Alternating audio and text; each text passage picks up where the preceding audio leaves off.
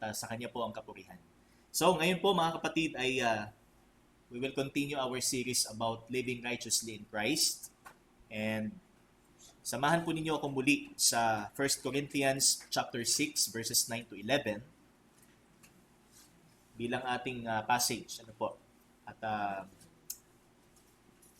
nandun po tayo sa part ng mga unrighteous men. Kung ano po ang kanilang mga practices na sinasabi po dito na hindi po makapapasok sa kaharian ng Panginoon. So they will not inherit the kingdom of God. So 1 Corinthians 6 verses 9 to 11. Nakita na po natin sa ating mga Biblia. Tayo po sandaling magsitayo. At tingnan po natin at basahin ko po. At pagkatapos tayo po mananalangin. Or do you not know that the unrighteous will not inherit the kingdom of God? Do not be deceived. Neither the sexually immoral, nor idolaters, nor adulterers, nor men who practice homosexuality, nor thieves, nor the greedy, nor drunkards, nor revilers, nor swindlers will inherit the kingdom of God. And such were some of you, but you were washed, you were sanctified, you were justified in the name of the Lord Jesus Christ and by the Spirit of our God. Sa Diyos po ang kapurihan. Tayo po'y manalangin. Muli po, Panginoon, lubos po kaming nagpupuri sa inyo pong banal na pangalan at lubos po kaming nagpapasalamat sa oportunidad na ito, pagkakataon na kami po ay makarinig ng inyo pong salita. Tunay po na ito po ay tabak na magkabilay talim, Panginoon, sa amin kung paanong patuloy na sinasaliksik nito ang aming mga kaisipan, Panginoon, na hindi hayag sa marami, ngunit hindi po lingid sa iyo, Panginoon. Yes. Kaya sa oras na ito, Ama, hawakan niyo po ang bawat isa po sa amin. Kung paano po namin tanggapin ang iyo pong salita, ito po ay mag-reflect sa amin pong pang-araw-araw na buhay. At ang inyo pong tagapagsalita, Panginoon, sa akin pong mga nagawa na hindi akma at karapat-dapat sa iyo, ay humihingi po ako ng tawad, Panginoon. At gamitin niyo po lamang akong instrumento sa paghahatid ng iyo pong salita. At ikaw lamang ang mabigyan po namin ng kaluwalhatian, karangalan, Panginoon, sa umagang ito. Purihin po kayo sa pangalan ng iyong anak na si Jesus. Amen at amen. Purihin po, Panginoon, tayo po'y makakaupo na, mga kapatid. So again, ang objective po natin sa ating message is upang mapaalalahanan tayo sa ating buhay spiritual na tayo ay na kay Kristo. So not only that our spiritual standing right now is that we are in Christ. Ano po, tayo ay nasa Panginoon at hindi na tayo kagaya dati that we are outside of Christ. So tayo po ay maaaring nakahugpong lamang sa Panginoon pero hindi talaga bahagi ng tinatawag nating katawan ng Panginoon. So di po ba sa John 15 kung makikita po natin na yung hindi totoo ay tinatanggal at sinusunog ng gardener. So or the vine dresser, that is the Father. Ano po? Pero ang tunay na nakikristo ho ay yumayabong. Ang tunay na nakakonekta ho sa Panginoon, ang tunay na bunga o ang tunay na sanga o konektado o buhay na sanga sa puno ng ubas ay namumunga. That's why at ang sinasabi po dito ng banal na kasulatan is namumuhay tayo ng matuwid sa ating pang-araw-araw na buhay. So not only na alam natin yung salvation, alam natin yung mga kaganapan sa ating kaligtasan through the death of our Lord Jesus Christ, kundi kung ano po din po yung after effect ng ginawa ng Panginoon sa atin so that we become holy, di ba? Upang tayo maging banal sa harapan ng ating Panginoon in a way na hindi tayo po nagkakasala. But magkaroon po tayo ng tamang pananaw, magkaroon po tayo ng tamang perspective sa kasalanan at tamang damdamin sa kasalanan. Ano po? Kaya, again, our objective is to be reminded of the spiritual life that we have in Christ as a life meant for righteousness. So, tayo po ay tinatawag bilang mga Kristiyano para sa matuwid na pamumuhay. Hindi ho ibig sabihin na ang yayakapin lamang natin ay ang kaligtasang kaloob ng Diyos. Pero ang hatid nitong bagong buhay ay hindi natin yayakapin. At ang gusto pa rin natin ay yung gusto natin. Diba? Kaya ang sabi po dun sa ating unang punto is the deception of a double standard righteousness. So hindi ho yan pwedeng mangyari po sa isang Kristiyano na may pamantayan siya at at the same time, sumasang-ayon din siya sa pamantayan ng Diyos. Kung hindi naman ito magkapareho o magkaparehas. Okay? Kaya that is deceiving. That is deceiving sa isang tao na sumusunod siya ayon sa kanyang kagustuhan at the same time sinasabi niya na siya ay sa Panginoon. Kaya sa mga practices po na makikita ho natin, so una yung paniniwala po ay isa din po sa paraan na ma-determine po natin kung siya ba talaga ay sumusunod sa pamantayan ng Panginoon o hindi. At ang ikalawa naman is yung kanyang practices o yung kanyang pamumuhay o kasanayan. So sabi po doon sa ating text in verse 9, atin po babalikan, or do you not know that the unrighteous will not inherit the kingdom of God? So hindi ba ninyo nalalaman? So hindi po ibig sabihin na humihingi ng sagot dito si Paul, but this some kind of rhetoric, sabi dito, binibinin nyo alam na ang mga hindi matuwid, sabi dito, that the unrighteous will not inherit the kingdom of God. Kaya, ang sabi niya, huwag kayong padadaya, do not be deceived. Neither the sexually immoral, nor the idolaters, nor the adulterers, nor men who practice homosexuality, nor thieves, nor the greedy, nor drunkards, nor revilers, nor swindlers will inherit the kingdom of God. So, meron pong binanggit na iba't ibang mga kasalanan na hindi po makapapasok ho ang sino mang gumagawa nito sa kaharian po ng Panginoon. So, we have studied sexual immorality. So, tungkol po sa isang tao na talagang ang kanya buong buhay ay bent sa prostitution. He prostitutes his body to another's lust for hire. So that is the word sexual immorality or from the Greek word pornoi, where we get the word pornography. And then we have idolaters. These people are engaged in the worship of false gods. So sumasamba sa hindi tunay na Diyos at buhay na Diyos. Ito man ay yari sa anumang material o maaring buhay din o maaring ang kanyang sarili. And then we have the adulterers, refers to a man who engages in sexual relations with someone rather than his wife. So hindi ho talaga po pwede yun na ikaw ay naninindigan sa katotohanan pero ang pamumuhay mo ay kagaya ho ng isang nangangalunya o meron kang pangangalunya sa iyong buhay. Ang kinakasama mo ay hindi mo kabiyak. Bagamat ikaw ay, sabi nga, you are in the wedlock. Di ba? So ikaw ay kasal. Kaya nga sabi ay ang ang kamatayan lang ang pupwedeng maghiwalay sa mag-asawa. Hindi yung kung anumang bagay o anumang mga nangyayari po ngayon. And also we have the word effeminate, so that is lack of moral fortitude. So yung kawalan ng paninindigan sa moral na aspeto. So hindi ka straight when it comes to moral aspect. Kaya okay lang sa iyo lahat. So that is the word effeminate. And also homosexuality, a male engaging in sexual activity with another male. So yan po yung talagang rampant ngayon sa ating mundo na nagkikrip na rin po yan sa atin, sa bansa natin, kung ano po ang pinopromote ng sanlibutan na talagang sino ako para humusga? Yan. So yun yung mga statements na nakikita natin na talagang nagiging common when it comes doon sa ano ang iyong opinion when it comes sa homosexuality. So sino ako para humusga? Pero ang Diyos natin ay Diyos na makatarungan.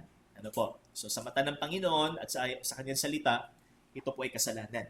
And then we have thieves. So yung palihim o patalikod kung magnakaw, sabi dito. So rather than in open with violence. And then coveters. Ang sabi dito is an individual characterized by an insatiable desire for more.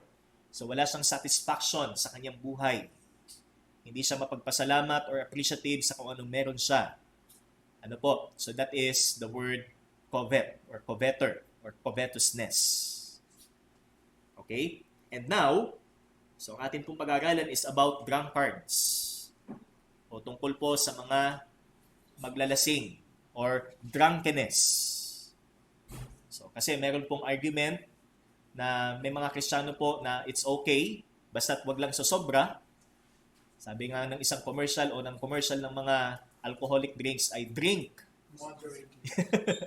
drink moderately. Ano po? So talagang nandun pa rin at the end ano po ng advertisement na wag sobra. Okay? Pero is it right para sa atin mga Kristiyano? So the word drunkard is referring to a person who habitually engages in excessive drinking leading to intoxication.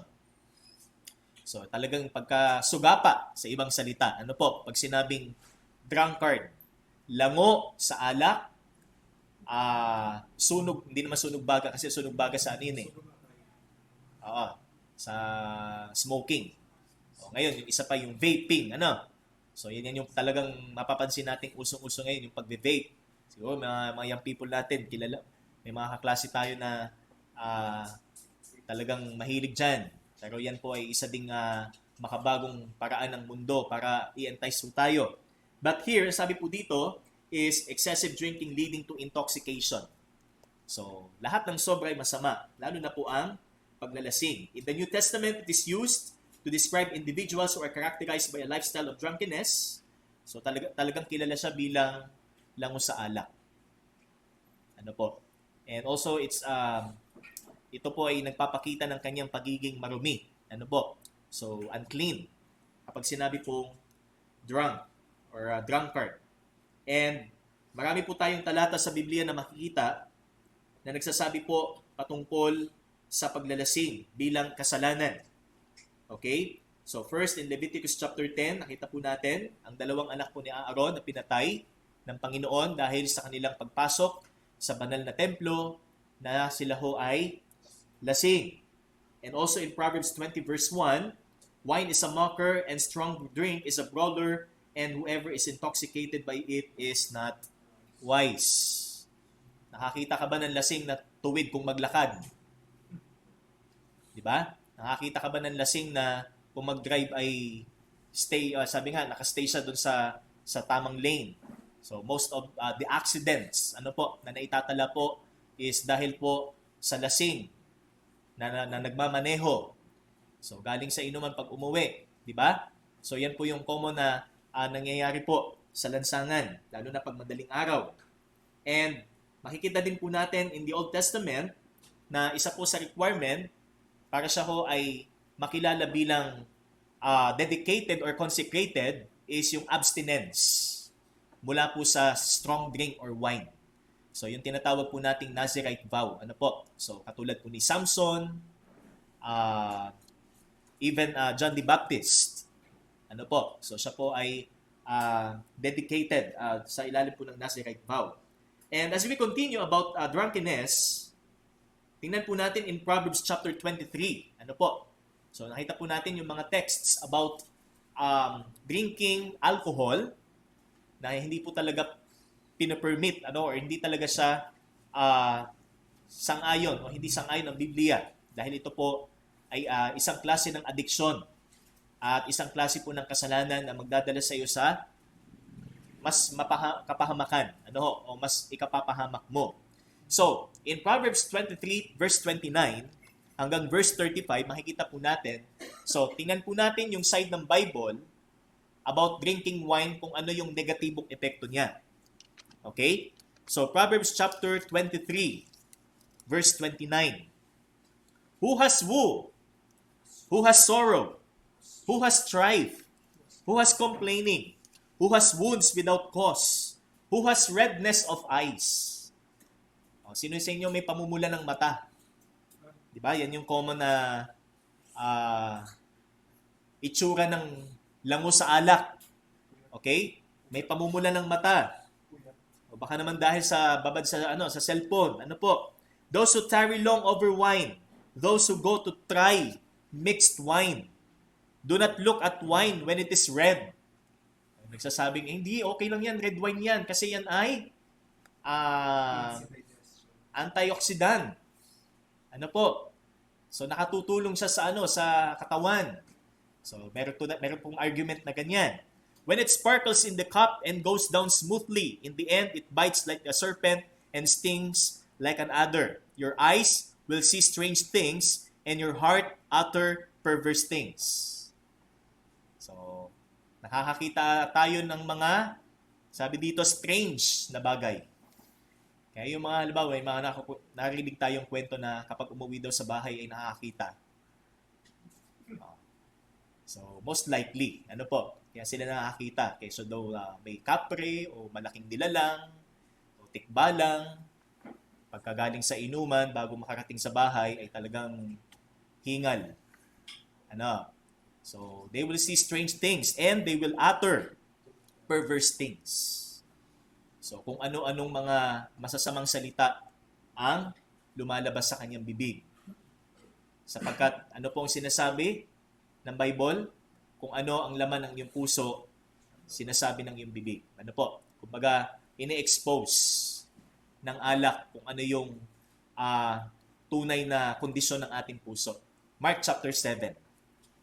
Di ba? Marumi ang puso ng tao. Amen? So, yun po ang sabi ng Biblia. And, you will be like one who lies down in the midst of the sea, like one who lies on the top of a mast. So, di ba, yung mga nakikita natin sa telebisyon na walang takot na umaakyat sa mga poste, transmission tower, ano? Tapos yung parang yung nasa tuktok ng building. Tapos ang pakiramdam nila para silang yung lumilipad. Yan. So yun yung epekto, ng intoxication. Ano po?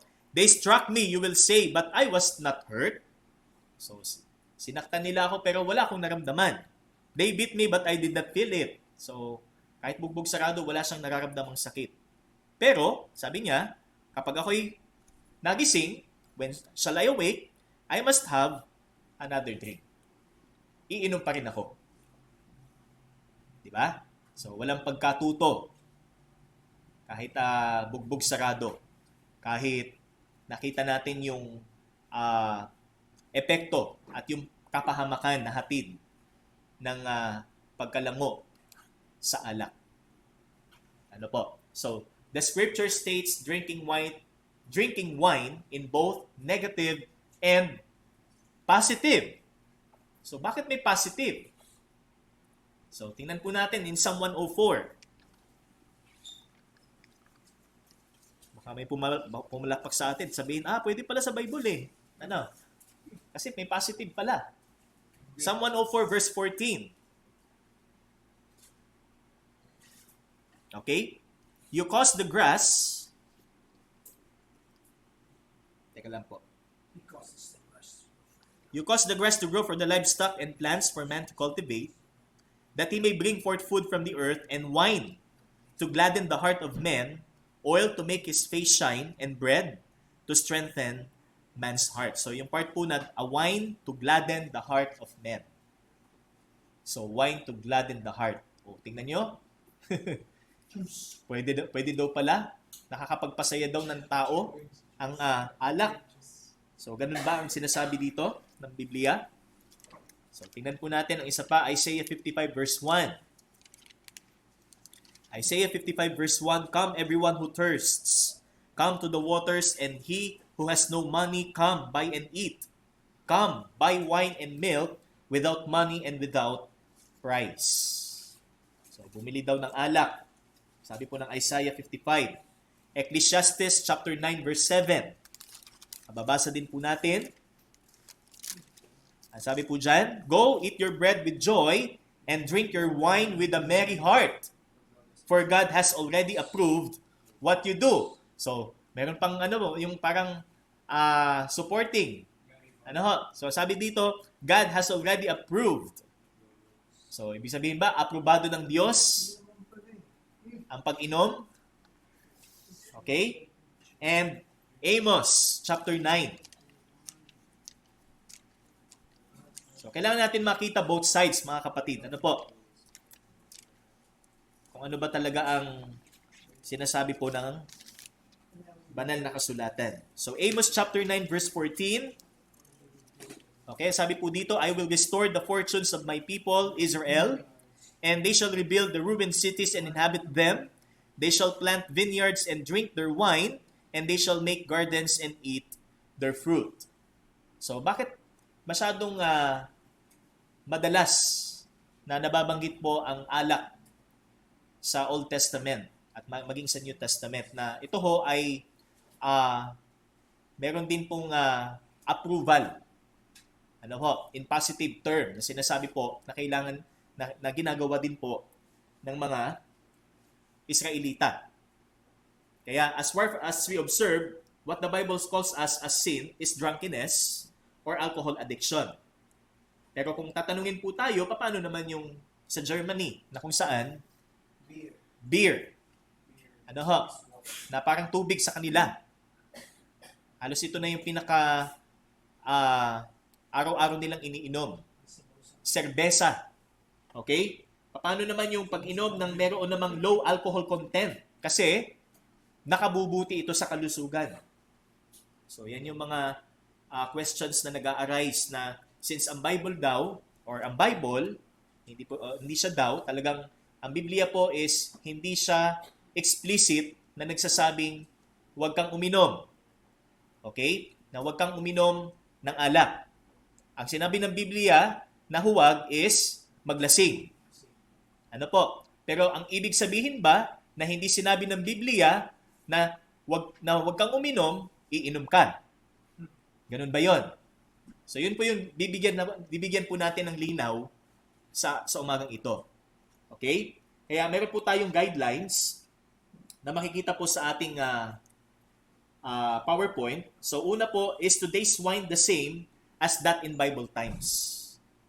Kasi ilalapat mo yung alam mong alak ngayon, yan ba ay kapareho ng alak na sinasabi sa Bible? So that is number 1. Next, number 2, is it necessary? Kinakailangan ba? So for what purpose ikaw ay iinom? Kailangan ba? Number 3, is it the best choice? Yan ba ang pinaka-tama o pinaka-magandang pagpili? Okay? And then number 4, is it habit forming? Ito ba ay nakabubuo ng kasanayan sa buhay mo? Number 5, is it potentially destructive? May potential ba itong makasira? Ay kitang-kita naman.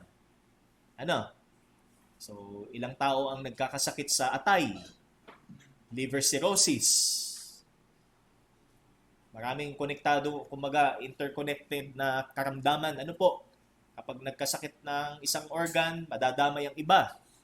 Pwede kang magkaroon ng komplikasyon dahil po sa pag-inom ng alak. Diba? So, is it potentially destructive? Number 5. And then we have number 6, will it offend other Christians? Ito ba'y makakasakit sa ibang mga Kristiyano?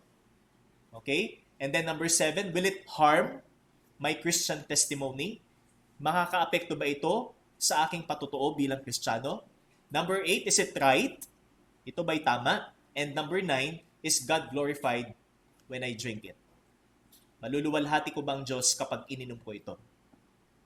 So ito yung siyang nakatanungan na atin pong matutunghayan. Ano po? Not only ngayon pong araw, kalooban po ng Panginoon sa mga susunod. And number 1, is today's wine the same as that in Bible times? So tingnan po natin, ang bawat talata, kahit yung positive na sinasabi ng Biblia, na sa tingin ho ng tao, ay pwede naman pala. Pero tingnan ho natin, ang bawat talata, ayon po sa konteksto nito, ayon sa kasaysayan, kultura, and even the literary form. Kasi ganun po ang talata, ang text. Meron po siyang corresponding literary form. So meron tayong tinatawag na figures of speech na ginagawa or ginagamit po, depende po sa talata. Okay? So, yun po. And even the Bible is silent whether drinking wine is sinful or not. It doesn't mean yes automatically. If we argue of what we suppose, that it is not bad. Kaya ang ating unang task sa pagsagot po sa tanong na ito ay i-determine po natin o tukuyin po natin kung ano ba talaga yung wine na ginamit po sa Biblia. Kung ito ba'y kapareho ng alak sa panahon natin. Okay? And the second is to determine how that wine compares to what is produced and drunk today. So, magkapareho ba talaga? At yung prosesong pinagdaanan bago siya maging alak, kapareho din ba ng ginagawa sa atin ngayon? Yung mga kilala ho natin ngayon. Ano po? Kaya marami pong mga Kristiyano ang gina-justify ang kanilang pag-inom sabi nga, on the basis of its being an acceptable practice both in the Old and New Testaments. But if the kind of wine used then was different from that used today, then application of the biblical teaching concerning wine will also be different. So mali ang paglalapat. Kaya tama dapat ang ating interpretation. Kaya so sinabi ng Biblia ang alak, anong klaseng alak? We have to determine, we have to be, to be clarified. Ano po? Kung ano bang alak ang ginamit doon sa talata na sinasabing nakasasama at doon sa isang sinasabi naman na pupwede. Okay? So, sa Biblia po mga kapatid, tingnan po natin. Meron pong 3 uri. So, there are 3 kinds of wine na ginamit or binanggit po sa Biblia. So, we have shikar in Hebrew word. Sa Greek word naman po ay sikera. So, yan pong ibig sabihin is strong drink. O ito yung matapang. Ito yung klase ng alak na matapang. Sabi dito in Proverbs chapter 20 verse 1, wine is a mocker. So that is shekar. Okay? Yan talaga yung mataas ang alcohol. Mataas na content ng alcohol. And then we have tirosh. Yan. Talagang nakakatira. Tinitira. Tirosh or Hebrew word or glucose in Greek. So glucose is from the origin of the word glucose. So of course, pag sinabi natin glucose, matamis. Sweet but highly fermented. Matamis pero nakalalasing din. Okay? So yun po yung makikita po natin in Proverbs chapter 3 verse 10. Okay, tingnan po natin as a reference. Proverbs chapter 3 verse 10. So, sabi po dyan, then your barns will be filled with plenty and your vats will be bursting with wine. So, yung wine po dyan is tirosh. So, doon naman po sa Proverbs 20 verse 1, ang ginamit po is shekar. Pero ang translation po ay parehong alak. Okay? But we have number 3, and that is the word yayin in Hebrew word. At sa Greek naman is oinos. So, that is boiled. Kasi yung salitang yayin, ang ibig sabihin po niyan sa Hebrew is pinakuluan. So mailalim siya sa proseso ng pagpapakulo para mawala yung tubig. Kasi ang nagpapabilis daw po ng fermentation is yung tubig. Okay? Kaya yun po yung common na ginagawa ng mga bansa sa Near East. At hanggang ngayon, pinapractice pa rin po yan. Yung proseso ho ng paggawa ng tinatawag nating yayin or oinos, so ang sabi po dito, is boiled to a heavy syrup. So yung pong squeezed na ubas, so I don't know kung paano nila pinipresyon. So meron pong wine press, okay? Pero kasi sabi nga, ang isa sa napipicture out natin, yung talagang tinatapakan. Ano po? So para talagang lumabas yung katas ng ubas. So, syempre, hindi naman po agad-agad tatapak ko doon. So, maglilinis muna yon. Magsasapatos muna. Or maghuhugas muna ng paa. Ano po? Bago ho nila tapakan yung ubas. At yung katas ho, so, dadaan pa yan sa proseso ng pagpapakulo. So, yun yung ginagawa ho dito sa yayin. So, boiled to a heavy syrup or jam. So kapag mailalim po siya sa pagpapakulo, so nagiging malapot, puree, yan. At pwede siyang halos palaman, gawin siyang palaman. So for storage, and that is the most commonly used in the New Testament.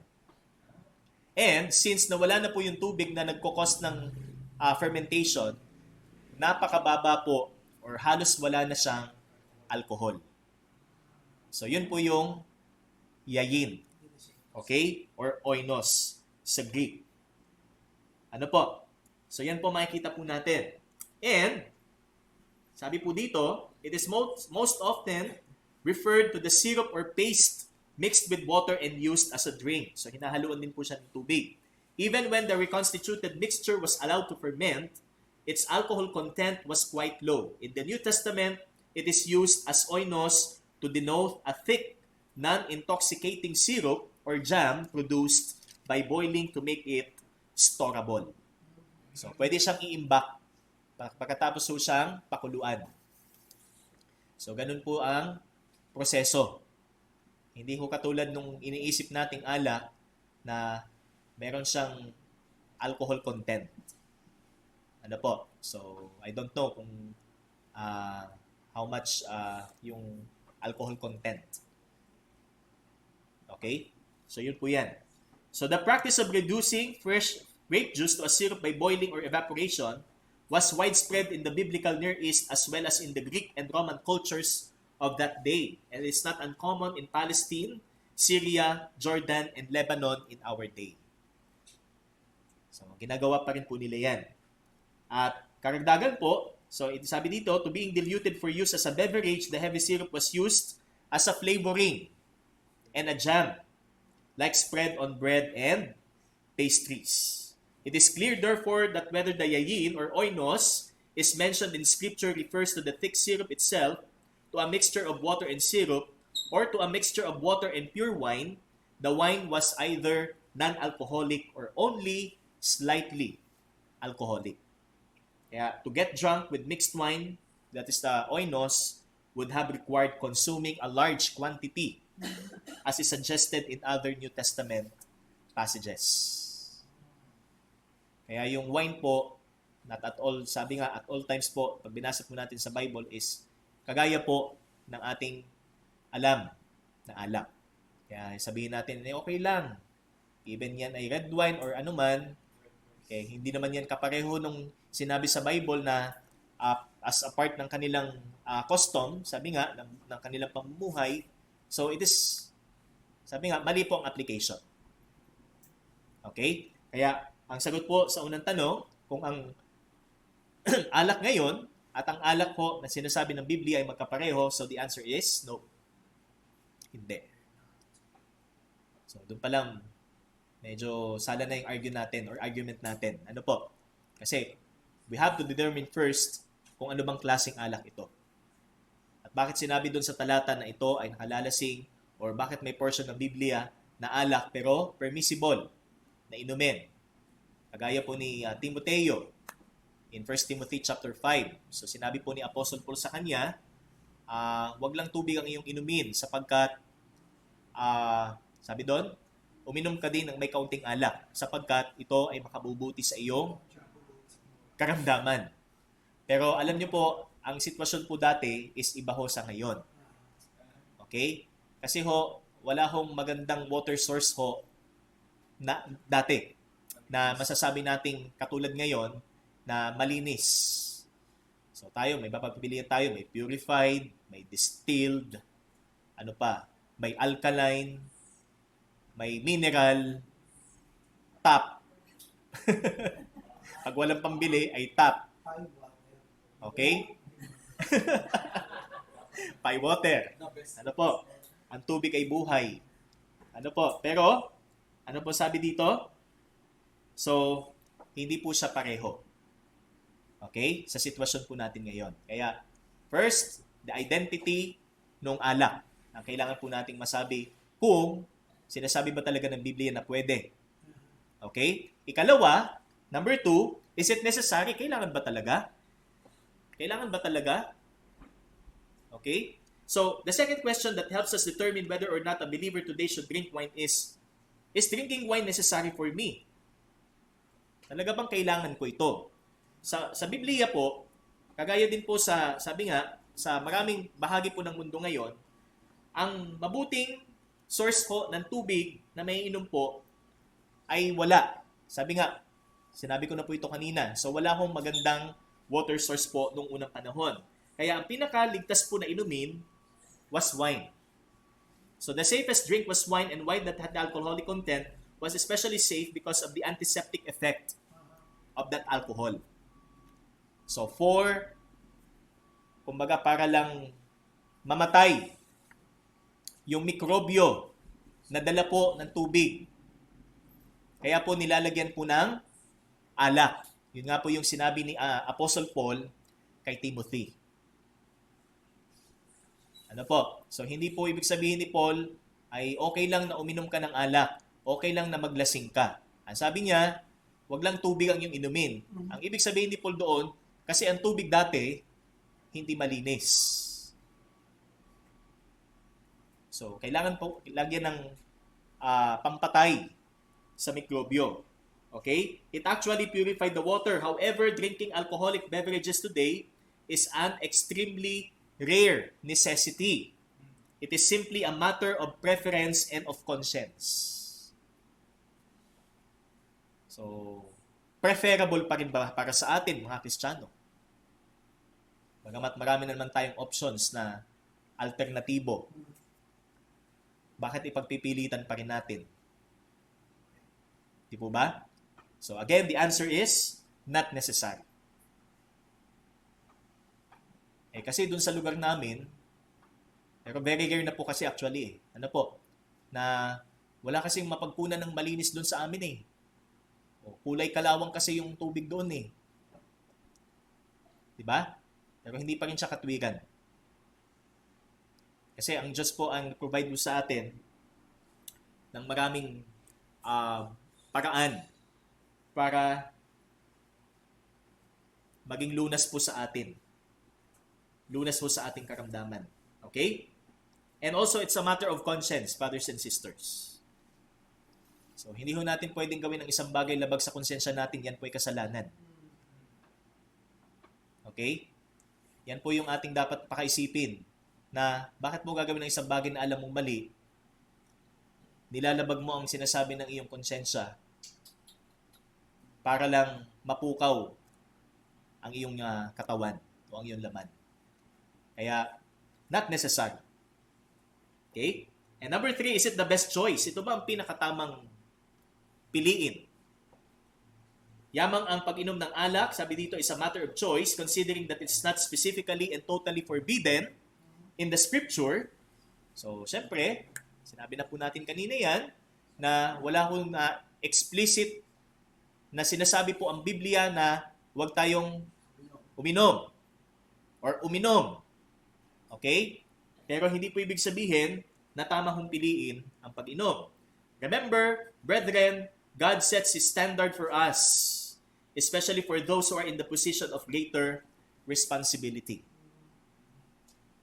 So, hindi ho talaga po pwede na kung ang standard ng Panginoon sa iyo at meron kang ginagampanan na mabigat sa ministry at pagiging anak niya, ikaw ay makikilala pa rin na lango sa alak.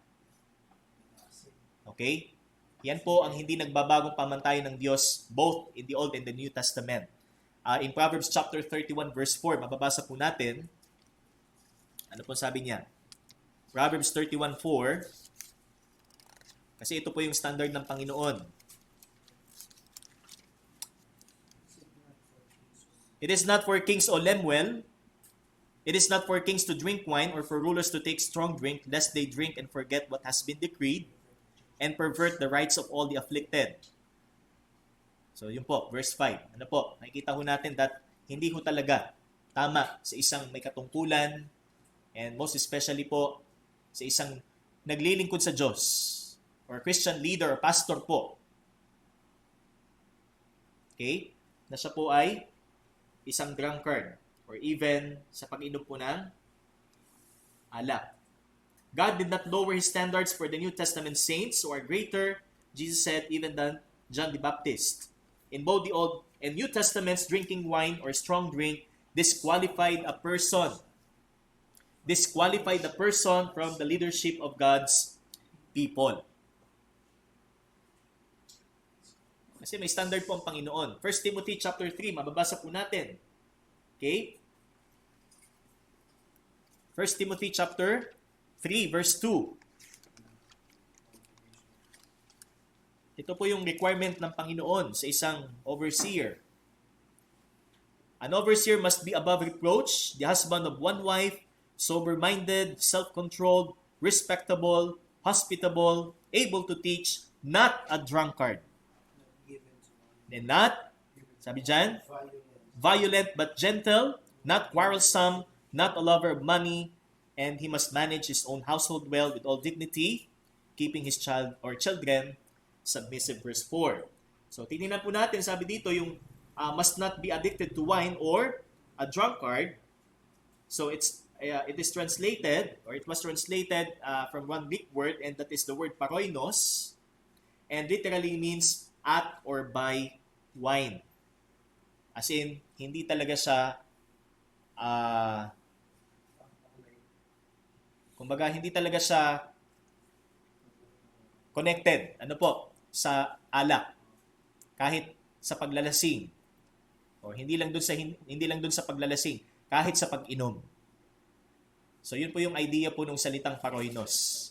Kasi ang ginamit na pong Greek word is oinos. We know that oinos, ayon po dun sa ating nakita po kanina, is little to none yung kanyang alcoholic content. Pero kung ito man ay makakaapekto sa kanyang reputation bilang leader ng church o sa kanyang posisyon, so ito ho ay hindi ho katanggap-tanggap sa Panginoon. So a leader in the church is not even to be beside wine, ni kahit sa kanyang tabi ay hindi maaari. It is from the Greek particle, they, yung salita ditong must. So doon po sa verse 3 or verse 2, an overseer must. So that is the Greek particle they. That is, sabi dito, carries the meaning of logical necessity rather than moral ought. Kaya sinasabi po dito ni Apostle Paul, the leaders in the Church of Jesus Christ not only ought, but must be not addicted. Kasi pag sinabing ought, ang ibig sabihin is kinakailangan. Kinakailangan, para bang necessity. Pero it is mandatory. Okay? Ano pong sabi? Must, not addicted. So, hindi talaga maglalasing. Sabi dito, makatabi niya ang alak. So, yun po yung sinabi ng banal na kasulatan. Kaya ang sagot po diyan, is it the best choice? Absolutely no. Okay? Kaya masasabi natin pinakamagandang piliin ay layuan natin. Layuan po natin ang alak na po pwedeng gamitin ng kaaway para tayo ay bumalik sa pamumuhay natin, maaaring naranasan natin dati, ang maglasing. Amen po ba? Ephesians 5:18, ano po sabi doon? Be filled with the Spirit and not with wine. For that is dissipation. Okay? So, halimbawa, pag sinabing dissipation or intoxication, wala ka na sa tamang pag-iisip. Ano po? So, yung ating judgment is clouded. Hindi tayo makapag-isip ng tama, hindi tayo makapagpasya ng tama, hindi tayo makapagsalita ng maayos, hindi tayo makalakad ng tuwid.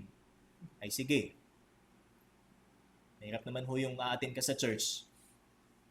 Di ba? Papasok ka sa bahay panambahan ay hilahod. Di ba? Dahil hindi tayo makaalis sa ganitong bisyo na alam nating hindi makapapasok sa kaharian ng Panginoon. Kaya, ito po yung ating unang tatlo. Ano po? So, first, kahalintulad ba ng ating alam na alak, ang alak na sinasabi ng Biblia? Ikalawa, kinakailangan ba? Ikatlo, ito ba ang pinakatamang piliin? Is that the best choice na po pwede natin gawin bilang establishment para ma-establish natin yung ating argumento na okay lang? Kasi Wala namang sinabi ang Biblia na bawal. But kailangan nating tingnan kung ano ang magiging epekto nito kung simulan po natin sa maliit lamang. Kagaya po na sinabi in James chapter 1. Ano po? So punta po mo dito sa ating talata. James chapter 1 verse 13 hanggang verse 15. Let no one say when he is tempted, I am being tempted by God. For God cannot be tempted by evil, and he himself tempts no one. But each person is tempted when he is lured and enticed by his own desire. Then, desire, when it has conceived, gives birth to sin, and sin, when it is fully grown, brings forth death. Proven po yan, mga kapatid. Pag ikaw ay nahulog, minsan at hindi ka na nakaalis, so it brings forth, sabi dito, sin. Ito ay nagiging kasalanan. At ang kasalanan ito, kapag ito ay tuluyan pang lumaki sa atin, ito ho ay magdudulot ng kamatayan. Kaya ang kasalanan po ng paglalasing, pag hindi ho nasawata, sisingilin ho. Hindi lamang ang ating kalusugan, maaaring ang kaluluwa din natin. Okay? Kaya much better po na tayo po ay lumayo sa kahit mumunting bagay na po pwedeng ikasira ho natin sa ating buhay bilang Kristiyano. So, that is the first three. Ano po? Sa susunod po, yung pong nalalabi, doon po sa katanungan po na nabanggit po natin kanina. So, is it habit forming? Is it potentially destructive? Will it offend other Christians? Will it harm my Christian testimony? Is it right? And is God glorified when I drink alcohol? So, yan po yung susunod po natin sa biyaya po ng Panginoon. Tayo po yung manalangin. Salamat po, Panginoon, sa inyo pong salita. Muli po, pinalalahanan niyo kami na ang buhay namin ay maging katanggap-tanggap sa iyo at patuloy po kaming mabuhay apart from strong drinks or wine or even sa mga inumin na po pwedeng makasira sa amin, Panginoon. Hindi lang sa aming pisikal na katawan, kahit man ito ay may mabuting idudulot sa aming katawan pisikal, pero maaaring ikasira naman ng aming buhay spiritual. Kaya, Panginoon, patuloy po na maging steadfast kami sa bahagi pong ito. At magkaroon po kami ng tamang pananaw sa kung paano po dapat namin ingatan ang amin pong patotoo at ang amin pong katawan na maging kasangkapan lamang para sa iyo, Panginoon. Salamat po. Ito pong aming dalangin sa pangalan ng iyong anak na si Jesus. Amen at amen. Purihin po ang ating Panginoon.